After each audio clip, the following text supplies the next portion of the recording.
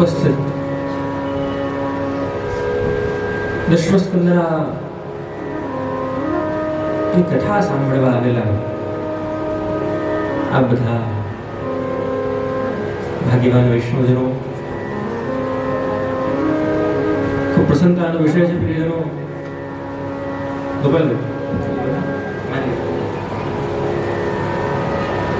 ખૂબ પ્રસન્નતાનો વિષય છે પ્રિયજનો કે આજે આપણી આ કથાનો દ્વિતીય દિવસ છે. ગઈકાલે આપણે બધાએ મળીને નંદ મહોત્સવનો લાભ લીધેલો હતો. નંદ બાબાના પણ દર્શન કર્યા હતા.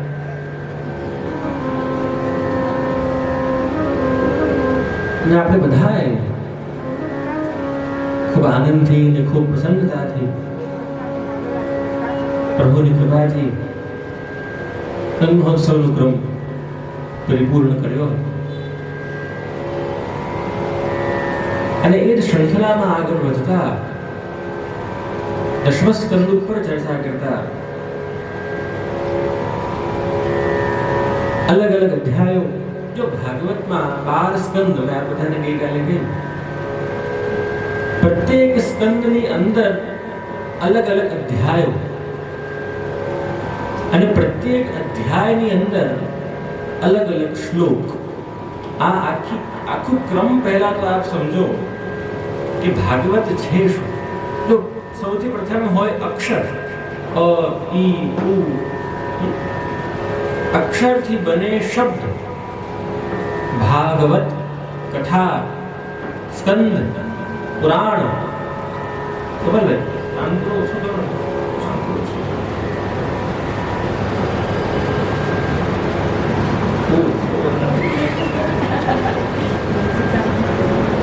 प्रभु के दरबार में यहाँ तो धूप है, यहाँ छाव है, अथवा तो एकदम उधारे से बस नहीं बना.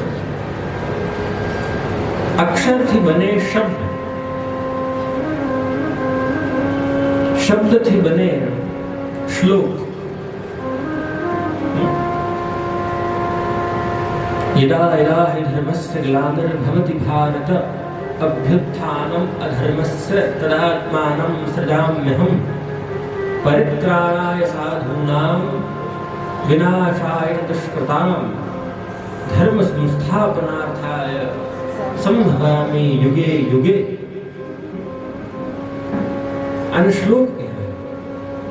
कर्मण्येवाधिकारस्ते मा फलेषु कदाचन मा कर्मफल हेतुर्भुर्मा ते संगोऽस्त्व कर्मणि. અક્ષર પછી હોય શબ્દ, શબ્દ પછી હોય શ્લોક.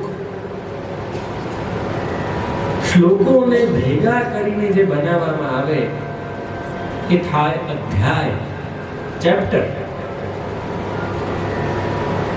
અધ્યાયની ઉપર હોય સ્કંદ.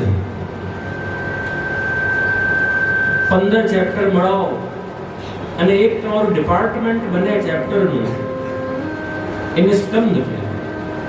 અને એવા 12 સ્કંદ શ્રીમદ ભાગવતમાં છે. આટલી વાત સમજાય? અરે હા કે ના તો બોલો. એમાંનું 10મ સ્કંદ. લો, અમુક વસ્તુઓ પહેલા સમજી લેવી સારી. જે મહાભારત શું, ભાગવત શું ને ભગવદ ગીતા શું. લોકોને ક્યારેક ક્યારેક એ ખબર નથી હોતી કે ગીતા અલગ ને ભાગવત અલગ. લોકો કહે ભાગવત ગીતા, અને ભાગવત ગીતા શું? ભગવદ ગીતા હોય અથવા ભાગવત, જે ઉપદેશ કુરુક્ષેત્રની ભૂમિમાં ભગવાને અર્જુનને આપ્યા એને આપણે ભગવદ ગીતા ના નામથી ઓળખીએ. અને જે ગ્રંથમાં ભગવાનના ચરિત્રોનું વર્ણન, પ્રભુની અલગ અલગ લીલાઓનું વર્ણન કરવામાં આવ્યું એને કહેવાય ભાગવત.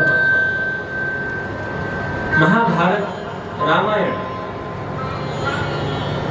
અમુક લોકો પેલા માનતા કે જો મહાભારતનું પુસ્તક તો ઘરે ન રખાય. કેમ ન રખાય? કે મહાભારતનું પુસ્તક ઘરે હોય તો રોજ ઘરે મહાભારત થાય. કાલે આપણે નરસિંહ જન્મની કથા વાર્તા કરી. નરસિંહ ભગવાન આમ તો એક જ વાર પ્રગટ થયા, પણ અમુક અમુક ઘરોમાં રોજ નરસિંહ જન્મ થતા હોય.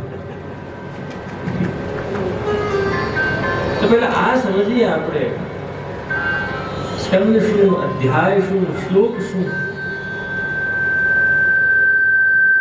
એમાં આપણે જો આપણે બધાએ ગઈકાલે દશમ સ્કંદના પ્રારંભની વાર્તા કરી હતી, જ્યાં પ્રભુ પ્રગટ થયા યશોદાના ત્યાં, નંદ બાબાના ત્યાં. મહોત્સવ બધાએ મળીને મનાવ્યું છે. નંદ ઘેર આનંદ ભયો.